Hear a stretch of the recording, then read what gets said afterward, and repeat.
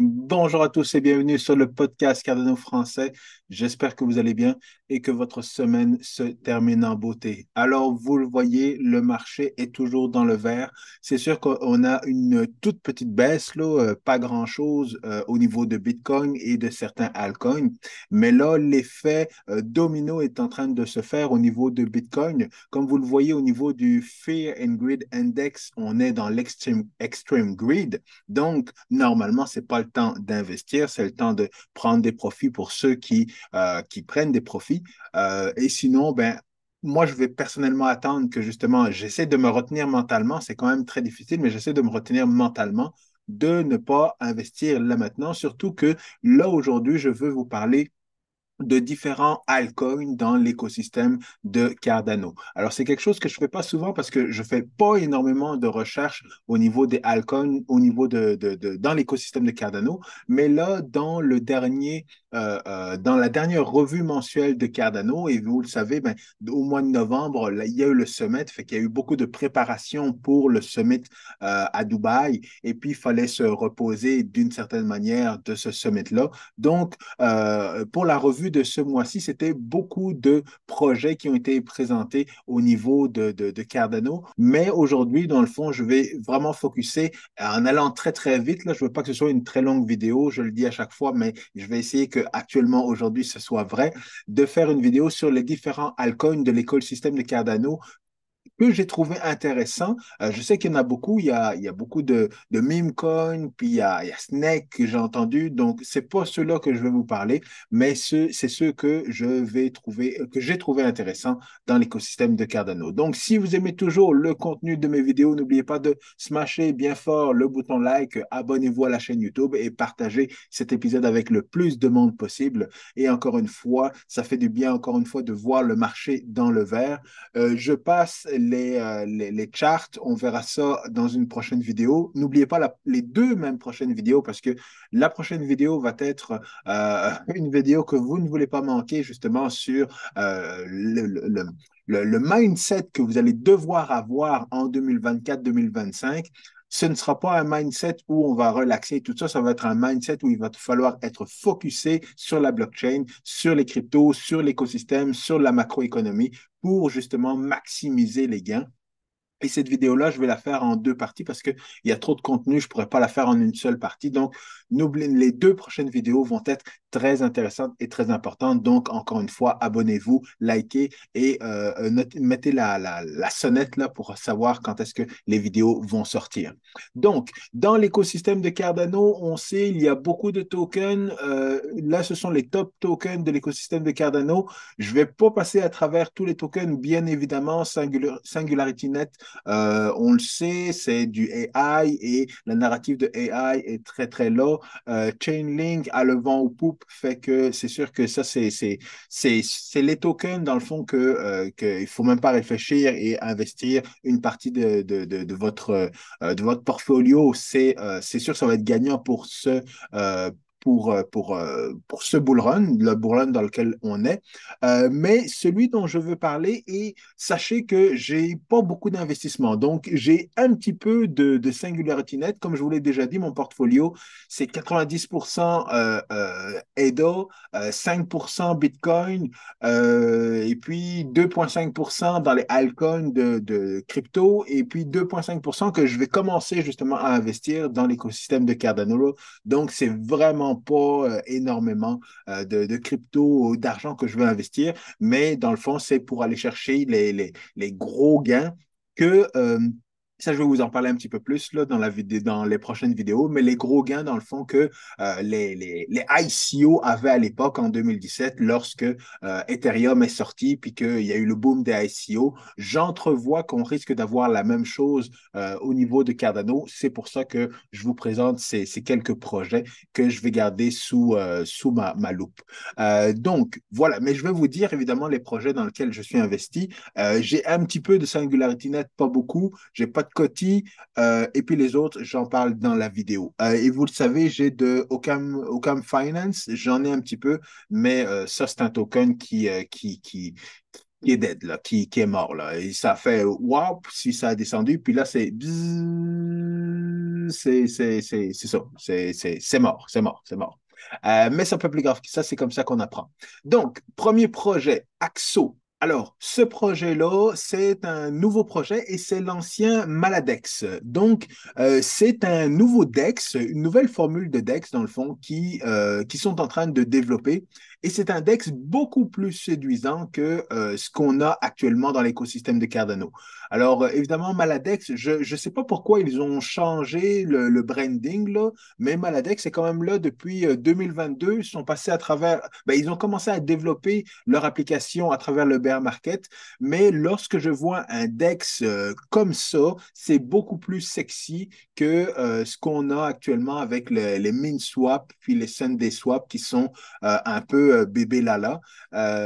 Mais c'est ça, le Axo, là, en tout cas, leur formule de DEX, ils ont la formule justement bébé lala avec Simple Trade, Simple Swap, là. Mais là, on a quelque chose qui ressemble beaucoup plus à un CEX, donc un Centralized Exchange. Donc, on a quelque chose de beaucoup plus professionnel et ça se rapproche également plus de Coinbase Pro. Donc, avec des stop loss, avec des stratégies de trading qu'on peut avoir et tout ça, avec un order book et non pas avec un AMM, Automatic Market Maker. Donc, ça, je pense qu'ils ont fait un mix des deux. Donc, un Automated Market Maker et un order book, parce que ce n'est pas un order book euh, comme on voit dans les exchanges centralisés. À ma connaissance, je n'ai pas beaucoup fait de lecture et de recherche, là, mais je vous invite à faire beaucoup plus de recherche et à vérifier l'information. Mais dans le fond, c'est ce que j'ai trouvé. L'équipe est quand même assez bonne, assez robuste. Ils ont un testnet dans lequel on peut commencer à tester les affaires, les choses, et puis on voit que justement, ils ont on peut, c'est pas juste des swaps ou c'est pas juste du DeFi, mais on peut intégrer également comment on appelle ça, des nouveaux produits, donc des produits synthétiques. Donc, si vous voulez trader vos actifs habituels de TradeFi, vous pourrez le faire, pas actuellement, pas au lancement, mais l'objectif, dans le fond, c'est de pouvoir combiner autant des produits de TradeFi et autant des produits DeFi sur leur plateforme. Donc, c'est pour ça que je trouvais ça intéressant. Et puis, évidemment, ils ont beaucoup d'expérience, notamment le CEO a beaucoup eu d'expérience dans le TradeFi, dans les compagnies TradeFi, avant de venir au niveau de Cardano. Et notamment, il dit que c'est sur Cardano qu'on est capable de le faire. Et pourtant, il aurait pu avoir le choix d'aller, encore une fois, chez Solana, mais il a préféré faire tout ça sur Cardano. Donc, voilà, le token n'est pas encore sorti. Il y a eu un airdrop qui a été fait et je ne vais pas aller dans les détails là, mais ce qui m'a déçu un petit peu, c'est au niveau les tokenomics. Il y a quand même un 20% des tokens qui s'en vont à l'équipe. Donc, 20%, je trouvais ça que c'était quand même beaucoup. Le airdrop, c'était juste un 5%. Il y avait un autre 5%, je ne me rappelle plus c'était quoi. Et puis, ben, finalement, tout ce qui est au niveau de stake pool et ainsi de suite pour sécuriser le réseau, c'était un 20%, c'était un 40%, quelque chose comme ça. Mais dans le fond, la tokenomics m'inquiétait un petit peu. Et également, ce qui m'inquiétait un petit peu, c'était l'équipe. Alors, la compagnie, dans le fond, la compagnie qui fait ce produit-là, qui fait le Axo Trading Platform, ben, ils ont sorti la compagnie en 2022. Alors, c'est quand même assez récent. Et c'est ce qui m'inquiétait un petit peu à ce niveau-là, là, si j'accepte, vous voyez, là, 2022, sachant que dans le fond, c'est un rebranding. Donc, ça se peut que la compagnie existait avant, puis ils ont tout changé, le design et ainsi de suite, le nom de la compagnie.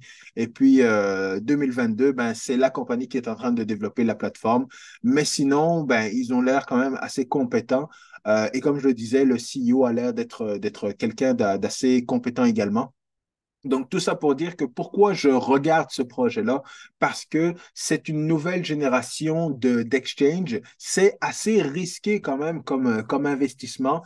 Les Sunday Swap, MinSwap et tout ça, ce sont des projets assez établis qui sont déjà passés à travers le dernier bull market, là, mais celui-là, ce serait quelque chose quand même de assez nouveau, assez sexy, qui pourrait attirer justement beaucoup plus d'utilisateurs dans l'écosystème de Cardano. Et évidemment, je vais surveiller la sortie du token pour pouvoir le trader en espérant que ce soit pas juste sur des DEX ou sur leur plateforme. Donc, à voir pour ce token-là. Prochain projet, Igon. Alors, Igon, c'est une plateforme qui permet justement de pouvoir storer des informations ou alors mettre à disposition des autres de l'espace disque pour que les autres puissent l'utiliser de manière décentralisée. Alors, c'est l'équivalent du IPFS, c'est l'équivalent de Filecoin et évidemment, c'est sur l'écosystème de Cardano. Donc, évidemment, c'est un sujet qui est très d'actualité, surtout avec l'intelligence artificielle. Pourquoi? Parce qu'on veut savoir, l'intelligence artificielle, là, ces applications-là vont chercher de l'information à différents endroits, mais il faut qu'on soit capable de retracer où est-ce qu'elles vont chercher l'information avant de la présenter aux utilisateurs. Et je sais que Filecoin, justement, c'est ce projet qui est un OG en termes de Decentralized Storage. Et donc, sachant que c'est l'équivalent de Filecoin dans l'écosystème de Cardano et que là, la narrative de intelligence artificielle, puis decentralized storage et ainsi de suite va sûrement être un bon narratif dans ce bull run-là. C'est pour ça que ce projet, je trouvais qu'il était intéressant et qu'il avait un bon potentiel. Pourquoi? Parce que si on regarde ce que Filecoin a fait lors du dernier bull run, eh bien, on voit qu'il valait 4 dollars avant le dernier bull run et puis qu'il est monté jusqu'à 183 dollars avant de redescendre. Donc, on sait que justement, lors de ce bull run, il risque de dépasser justement, encore une fois, avec la narrative de intelligence artificielle et ainsi de suite, on sait qu'il peut dépasser et avoir justement ce genre de gain et même avoir plus, eh bien, ce serait quelque chose d'extraordinaire pour Igon et même pour Filecoin. Donc, Filecoin est quand même assez haut classé. Il me semble qu'il est 29e sur CoinMarketCap, là. C'est pour ça que le potentiel de gain est beaucoup plus élevé au niveau de Igon, qui se trouve dans l'écosystème de Cardano. Et le DeFi au niveau de Cardano, eh bien, va soulever des montagnes lors de ce bull run. C'est pour ça que je vous présente ce projet-là. Et étant donné que justement, c'est quelque chose de facile à utiliser, facile à comprendre pour les utilisateurs, lorsqu'on voit déjà l'interface au niveau de Igon, c'est facile. Vous connectez votre wallet. Une fois que votre wallet est connecté, eh bien, vous mettez à disposition un espace, un répertoire sur votre ordinateur et puis vous commencez à recevoir des tokens pour mettre en place cet espace disque. Et si vous voulez utiliser de l'espace, eh bien, encore une fois, ben, vous payez avec les différents tokens pour pouvoir justement louer cet espace-là. Et c'est pas juste de l'espace que vous louez, c'est de la puissance de calcul et ainsi de suite. Donc, il y a plusieurs produits qui sont disponibles au niveau de Igon. Donc, c'est pour ça que ça vaut la peine et que c'est un bon choix, dans le fond, de projet à investir un petit pourcentage de votre portfolio pour espérer des hauts gains lors de ce bull run. Prochain projet, Charlie 3. Alors, Charlie 3, c'est le projet d'Oracle sur la blockchain Cardano. C'est un projet, encore une fois, que vous connaissez bien. Les oracles, c'est quelque chose de connu dans l'écosystème des blockchains et de la crypto-monnaie, tout comme justement l'équivalent de Chainlink, dans le fond, qui est en train de prendre une place énorme dans l'écosystème et au niveau de l'actualité des blockchains avec ses partenariats justement avec le TradFi. Pourquoi? Parce que c'est la blockchain qui semble être choisie au niveau des institutions financières pour faire justement de l'interopérabilité entre les systèmes financiers et la blockchain, l'écosystème de la blockchain. Donc, si justement on va avec la narrative, parce que c'est sûr et certain que ce n'est pas Charlie Tree qui va compétitionner nécessairement Chainlink. Chainlink a déjà pris une trop grosse part du marché, autant dans l'écosystème de la blockchain que dans l'écosystème du TradFi. Mais si on va juste avec la narrative au niveau justement de Charlie Free, eh bien, on peut justement espérer avoir des gains similaires ou même plus hauts que les gains de Chainlink. Surtout que Charlie 3, dans le fond, lorsqu'on regarde le graphe, on voit qu'il était là également lors du dernier bull run, donc en 2021. Donc ça se ressemble énormément justement au bull run, à ce qui s'est passé avec Bitcoin et avec ADA également, donc un double top.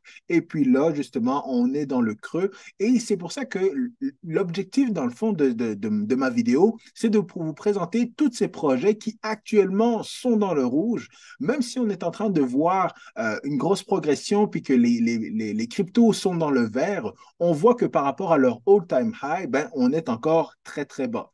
Et donc, on peut aller chercher justement des 10x assez rapidement, mais évidemment, c'est avec une infime portion de votre portfolio. Et encore une fois, ce ne sont pas des projets qui vont perdurer. Donc, ce n'est pas des projets que vous allez accumuler et garder sur plusieurs bull runs. Ce sont des projets que vous allez acheter, dans lesquels vous allez investir. Et lorsque vous arrivez au all-time high ou alors que vous dépassez le all-time high et que vous êtes satisfait de votre x10, x20, peu importe, eh bien, vous vendez pour justement profiter de ces profits-là. Donc, ne commencez pas à investir votre maison dans Charlie Free ou dans n'importe quel de ces tokens-là. Comme je le dis, ce sont des tokens pour profiter du upside, profiter des gains que vous allez faire, exactement comme la majorité des gens ont profité des ICO en 2017 qui sont sortis de l'écosystème d'Ethereum. Donc, c'est pour ça que je vous parle. Actuellement, c'est un bon endroit pour pouvoir acheter, sachant que vous pourriez aller chercher un x10. Mais si on regarde encore une fois au niveau de Chainlink, Chainlink est sorti en 2018, donc dans le bear market, est allé chercher justement, il était à 4 centimes, et puis on est allé chercher justement un 48 dollars. Donc 4 centimes, 48 dollars, ça fait un x 100. Et on sait que justement, avec toute la presse qu'ils ont actuellement, eh bien, on va dépasser ça. Donc, même au niveau de Chainlink, là, vous pourriez aller chercher un x4 actuellement et même plus parce que x4 vous amènerait tout simplement au all-time high, alors que vous pourriez aller chercher beaucoup plus justement avec Chainlink. Mais sachant que Charlie Fruit est dans la même catégorie dans un écosystème qui va exploser lors de ce bull run, eh bien justement, je pense que les gains vont être plus gros au niveau de Charlie Fruit qu'au niveau de Chainlink, qui est actuellement numéro 12, si je ne me trompe pas, sur CoinMarketCap. Le prochain projet, eh bien, c'est Optim Finance. Et là, je vous avoue que c'est pas un projet dans lequel je vous conseille d'investir. Alors, pour vous dire, je fais cette vidéo-là et je vous parle de différents projets, mais tout n'est pas bon, évidemment, dans l'écosystème de Cardano. Alors, pourquoi ce projet-là, je me méfie un petit peu parce que justement, c'est un agrégateur de yield. Donc, on sait que les gains qu'on peut avoir, le pourcentage de gains qu'on peut avoir en stakant en Noeda, c'est entre 2 et 4 à peu près. Mais ce projet-là veut aller chercher plus de gains encore, plus d'intérêt sur votre staking. Et comment il va faire ça? Eh bien, c'est en permettant de staker et en prenant, dans le fond, une fois que vous stakez vos ADA, vous recevez un token et ce token-là, vous le réutilisez dans d'autres produits financiers. Et ça, généralement, ce n'est pas une stratégie qui termine très, très bien. Vous poserez la question à FTX et à Sam Bankman-Fried, ou alors vous poserez la question aux gars de Wall Street qui prenaient de l'argent, qui le mettaient ici, qui reprenaient cet argent-là et qui le mettaient là. Et c'est ça dont ça semble être ce genre de projet-là au niveau de Optim Finance. J'espère évidemment me tromper. J'espère que c'est un super projet. J'espère qu'ils savent ce qu'ils font et j'espère que les investisseurs ne vont pas perdre leur argent dans ce projet-là. Mais ce qui m'inquiète, c'est qu'actuellement, dans l'écosystème DeFi de Cardano, eh bien, ce projet-là est classé numéro 8. Donc, il y a quand même 14 millions de dollars d'investis. Et comme vous le voyez, tout est dans le vert à part ce projet-là. Et ce projet-là est dans le rouge big time. Fait que c'est pour ça que je suis vraiment inquiet par rapport à ce projet-là. Parce que l'autre projet, bon, vous voyez, lui, je ne le connais pas, Danogo, mais l'autre projet, c'est World Mobile Token qui est juste à 1,5%, à 1% dans le rouge. Donc, c'est vraiment pas énorme, sachant que au niveau dans les 7 derniers jours, il était à 17%, mais lui, dans le dernier mois, il est à moins 15%. Donc, c'est vraiment très, très, très, très bizarre. Donc, c'est pour ça que personnellement, je toucherai pas à ce projet-là. Surtout, encore une fois, que actuellement sur le site, là, il n'y a pas d'informations sur l'équipe. Il n'y a pas beaucoup d'informations sur comment ça fonctionne, où est-ce que vous allez chercher les autres les autres intérêts et tout ça. Fait que personnellement, je ferai attention à ça si j'étais vous, mais encore une fois, là où il y a beaucoup de risques, il peut y avoir beaucoup de rewards. Donc, encore une fois, à vos risques et périls. Prochain projet, alors ça, c'est le projet dans lequel je vais prendre une position parce que j'avais fait déjà une vidéo sur World Mobile et dans cette vidéo, la vidéo semblait, dans le fond, négative. Mais si je résume ce que j'avais dit dans la vidéo, dans le fond, c'est que je ne croyais pas que le World Mobile, la compagnie, allait réussir à survivre à travers le bear market. Et donc, c'était ça mon inquiétude. Mais là, comme on voit, ils ont continué à développer pendant le bear market. Le token est sorti.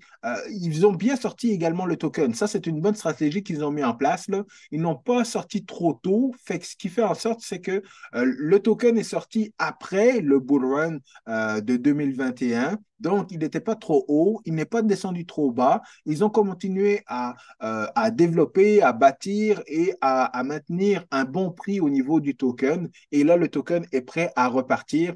Et encore une fois, personnellement, je suis très bullish actuellement au niveau de World Mobile. C'est pour ça que je vais prendre une position dans ce projet-là dans les prochains jours. Et encore une fois, je ne vais pas mettre un 10 000 là-dedans. Là. Ce sera encore une fois dans le 2,5% que je vais délapider dans l'écosystème de Cardano. Alors, pourquoi est-ce que je vais aller au niveau de World Mobile Token? Parce qu'encore une fois, il y a des projets similaires dans d'autres écosystèmes qui ne font pas exactement la même chose, mais sur lesquels on peut se comparer au niveau du potentiel. Et surtout, le fait qu'ils ont des utilisateurs. Alors, si on voit rapidement, là, ils sont aux Zanzibar, Pakistan, États-Unis, UK également. Donc, ils sont assez partout dans le monde. Et actuellement, ils ont quand même des bons chiffres. Là. Le nombre de Airnode qui est en place, 1200, c'est quand même pas si pire pour un projet qui est très, qui est pas très risqué, mais qui a beaucoup de potentiel et qui a beaucoup de travail à faire dans le fond. Il y a de l'infrastructure à faire, il y a de l'infrastructure sur le terrain à faire, il y a des machineries à mettre en place, il y a de l'adoption qui est qui est allé chercher tout ça. Donc, il y a beaucoup d'enjeux et pourtant, ils sont capables justement de livrer la marchandise et c'est ce que j'apprécie encore plus là maintenant alors qu'on est au début à 30% de ce bull run. Comme vous le voyez, le uptime, donc le nombre de jours où le réseau a été en ligne sans interruption, pas comme chez nos amis de Solana, c'est plus d'1 an, c'est presque 2 ans.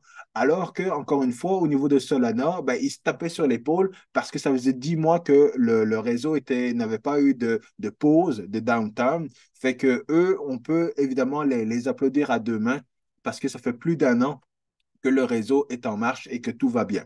En termes de users, comme je le disais, 61 000 utilisateurs et le nombre de données, encore une fois, 7 Tera de données juste dans les derniers 24 heures, c'est quand même assez énorme. Donc, c'est pour ça que personnellement, là, je pense qu'il y a un gros potentiel au niveau de World Mobile. Évidemment, je l'ai toujours su, je m'inquiétais au niveau de la tokenomics. C'est plus ça que j'expliquais au niveau de la vidéo, mais l'équipe est très bonne, le projet est très bon. Ils sont dans une niche où il n'y a pas vraiment de compétition. Et encore une fois, le fait qu'ils ont survécu au bear market, eh bien, c'est un exploit en lui-même. Alors, le projet que je trouve similaire dans l'écosystème de Solana, c'est Helium. Et c'est un gros projet dans l'écosystème de Solana. Donc, Helium qui veut offrir justement un coverage mobile à partir de 5 $ par mois. Et pour ouvrir Et pour offrir ce coverage-là, eh bien, ils utilisent justement des appareils, des dispositifs que les gens peuvent avoir chez eux. C'est un dispositif qui coûte 250 $ et quand vous le mettez en place, ben, il y a un réseau Internet, un réseau mobile qui est en place et les gens peuvent justement utiliser ce réseau mobile-là. Et vous, en tant que justement fournisseur de ce réseau-là, eh bien, vous gagnez des Helium, des tokens qui vont prendre de la valeur avec le temps. Alors, ce qu'il y a de bien quand même avec ce projet-là, c'est qu'ils avaient leur propre blockchain, mais ils trouvaient ça, pas qu'ils trouvaient ça très compliqué, mais encore une fois, avoir un projet et une blockchain, c'est personnellement quelque chose que je n'encourage pas. Donc, qu'est-ce qu'ils ont fait? Ils ont laissé leur blockchain et ils sont allés utiliser Solana comme infrastructure blockchain.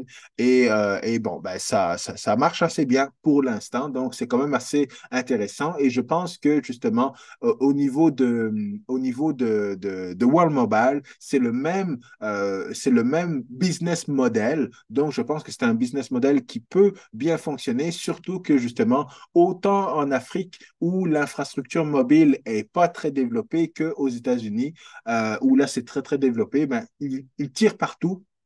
Et donc, je pense que ça a des bonnes chances de réussir, sachant encore une fois que j'ai vu ça pendant que j'étais sur X, anciennement Twitter.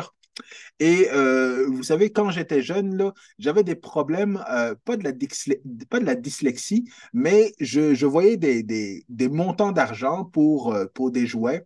Et là, je me trompais à chaque fois. Quand un jouet coûtait 20 $, eh bien, je courais vers ma mère pour lui dire, Hey, maman, le jouet coûte juste 2 $. Elle me disait, un jouet à 2 $, un ballon. Ça se peut pas. Fait que là, je la ramenais au magasin, puis finalement, c'était pas 2 $ et c'était 20 $. Donc, quand j'ai regardé ce post-là, j'ai regardé vite, puis je voyais, hein, 110 EDA pour un Earthnode. J'ai regardé vite, je me suis dit, ah non, oublie ça, là. Je vais garder mes 110 EDA dans mon wallet. Puis, j'ai commencé à calculer 110 EDA, ce que ça valait. Je me suis dit, hein, c'est pas grand-chose pour un Earthnode qui va justement un Earthnode d'un projet pour lequel je vais avoir des tokens et ainsi de suite. Et je suis revenu une deuxième fois pour regarder et ce n'était pas évidemment 100 EDA, c'était 100 000 EDA. Et évidemment, le prix est complètement différent. Mais quand j'ai relu le post, je voyais que dans le fond, il y a juste deux Earthnodes qui sont à ce prix-là parce que toutes les autres sont beaucoup plus chères. Et encore une fois, c'est ce qui m'a rendu bullish parce que si le prix est actuellement ça et il y a une grosse différence entre le plafond, le plus bas et le deuxième, c'est le double du prix finalement, eh bien à ce moment-là, ben, lorsque le bull run va partir, c'est sûr et certain que ça va augmenter encore plus la valeur de un Earthnode. Mais comme je le dis encore une fois depuis le début de la vidéo, c'est pas des tokens que je vais garder justement sur le long terme. Je vais profiter du bull run pour accumuler le plus d'argent possible et puis évidemment, je vais revendre pour racheter du Cardano ou du Bitcoin ou peu importe. Mais je vais profiter justement de cette montée-là. C'est pour ça que je regarde à rentrer dans un prix pas pire pour justement World Mobile Token. Parce que quand je regarde rapidement World Mobile Token en termes de prix puis de chart, ça reste très, très, très, très, très intéressant. Parce que comme vous le voyez, l'avantage qu'ils avaient, c'est qu'ils sont rentrés à un très bon moment au niveau du bear market, là. Ils ne sont pas rentrés au pic, ils sont rentrés après justement le problème de FTX. Donc, non, pas le problème, non, non, non. Ils sont rentrés pas mal avant le problème de FTX. Là. FTX, c'était en novembre 2022.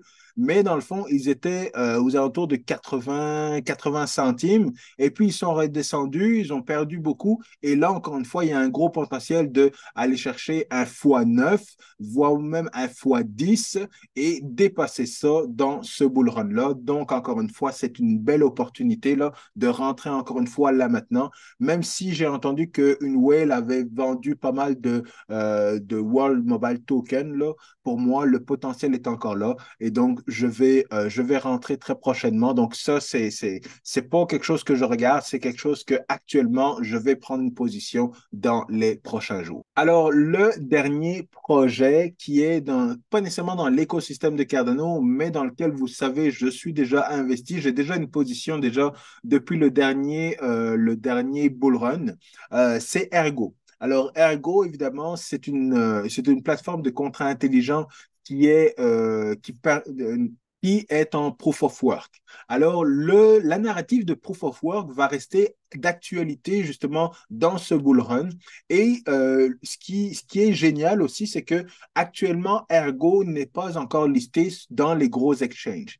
Donc, c'est là qu'il y a également un gros potentiel, mais c'est pas juste pour ça que je suis investi. Je sais que ce sont des anciens, plusieurs personnes de l'équipe sont des anciens de Cardano, pas de Cardano, mais de IOHK. Donc, ce sont des personnes qui ont une bonne connaissance justement du côté académique, du côté recherche et développement, ingénierie pour mettre en place justement un bon protocole, une bonne blockchain. Et c'est pour ça que j'investis déjà depuis un bon moment dans Ergo. Ils ont développé l'écosystème. Alors, c'est ça que je trouvais également intéressant. Ils ont développé un bon écosystème et quand je regarde, là, depuis que le projet a été lancé, eh bien, on voit qu'ils ont quand même pas mal d'applications qui roulent actuellement sur la blockchain Ergo. Donc, des applications, ils sont évidemment intégrés avec différents wallets, pas des wallets de Cardano nécessairement, mais ils ont une bonne quantité de wallets quand même. On a des NFT, on a des DAO, on a pas mal de choses quand même que je trouvais intéressantes dans cet écosystème-là. Et beaucoup de personnes faisaient la comparaison en tant que Cardano est le grand frère, puis Ergo est le petit frère.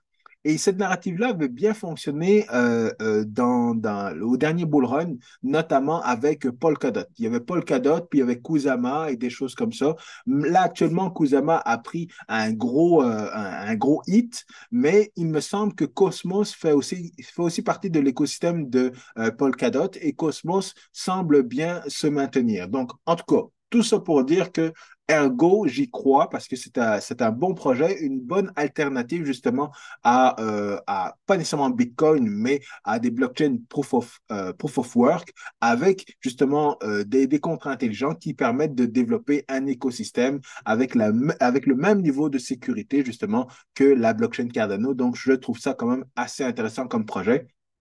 Et comme je le disais, j'ai déjà une position au niveau de Ergo. Ce que j'ai apprécié également, parce que si vous allez sur CoinMarketCap et que vous regardez sur le Twitter de Ergo, CoinMarketCap il y avait une petite embrouille entre Ergo et CoinMarketCap, parce que il semble que le 1er janvier 2019, Ergo a changé quelque chose au niveau de la tokenomics de son token et on voit que justement CoinMarketCap a mis un disclaimer dans le fond au niveau du token qu'ils mettent et donc ça peut effrayer beaucoup d'investisseurs au niveau de ce token-là. Sauf qu'il y a une entente qui a été prise. L'équipe de Ergo s'est beaucoup plaint sur Twitter. Évidemment, ils avaient l'écosystème de Cardano en arrière d'eux et tout ça. Et donc, ils ont réussi à trouver une entente avec CoinMarketCap dans lequel ils expliquent ici là, que ils se sont entendus avec CoinMarketCap pour expliquer la différence et ainsi de suite.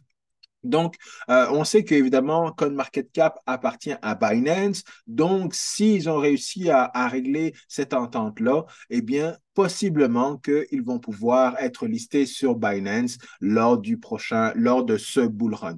Mais au niveau de CoinGecko, là, qui est dans le fond le concurrent un petit peu de CoinMarketCap, au niveau de CoinGecko, ils sont là, ils ont toujours été là, ça a toujours été clair pour CoinGecko, leur listing, puis pas leur listing, ben oui, le listing, mais également le token. Donc, comme on le voit ici, ils sont arrivés au mois de 2019, donc à la fin du premier bear market.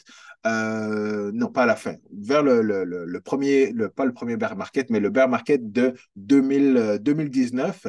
Et puis, au dernier bull run, ils sont montés quand même jusqu'aux alentours de $20 à peu près, 15, $20, quelque chose comme ça, 18.